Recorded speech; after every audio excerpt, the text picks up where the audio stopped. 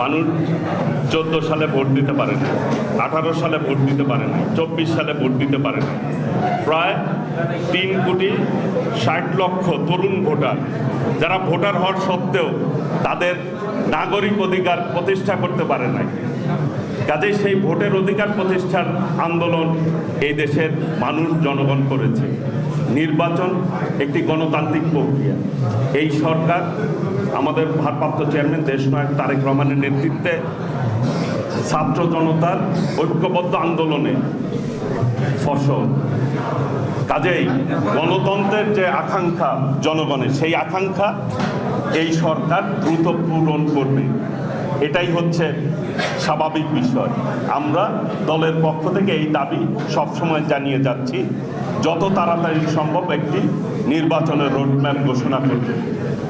আমরা এই সরকারকে কিন্তু সহযোগিতাও করে যাচ্ছি, যেহেতু এই সরকার আন্দোলনের জনতার আন্দোলনের ছাত্র জনতার আন্দোলনের মধ্য দিয়েই প্রতিষ্ঠিত হয়েছে। কাজেই এই সরকার ব্যর্থ হলে শহীদের রক্ত কিন্তু বৃথা যাবে। কাজেই শহীদের রক্তকে আমরা যেই উদ্দেশ্যে শহীদরা রক্ত দিয়েছে, গণতন্ত্র, সেই গণতন্ত্র একটি নির্বাচন ব্যবস্থার মধ্য দিয়েই কিন্তু প্রতিষ্ঠিত হয়।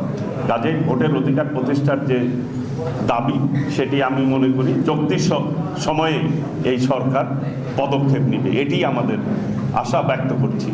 আর দলের সিদ্ধান্ত, দলের একটি নীতি নির্ধারণী কমিটি রয়েছে এবং সকলে মিলে কিন্তু দল সিদ্ধান্ত নেয়। কাজেই আমি দল পরবর্তী কী সিদ্ধান্ত নিবে সেটি কিন্তু এই মুহূর্তে আমার বলার পক্ষে সম্ভব না, বলা উচিত না। কাজেই আমাদের দাবি, সেই দাবি অনুযায়ী আগামী দিনে ইনশাল্লাহ আশা করি দ্রুত সম্ভব একটি নির্বাচনী রোডম্যাপ দিবে। জনগণের যে আকাঙ্ক্ষা, যে একটি গণতান্ত্রিক নির্বাচন, সুষ্ঠু নির্বাচনের মধ্য দিয়ে এই দেশের জনগণ ভোট প্রয়োগ করবে, নাগরিক অধিকার প্রয়োগ করবে, এটি আমাদের সকলের প্রত্যাশা, জনগণের প্রত্যাশা।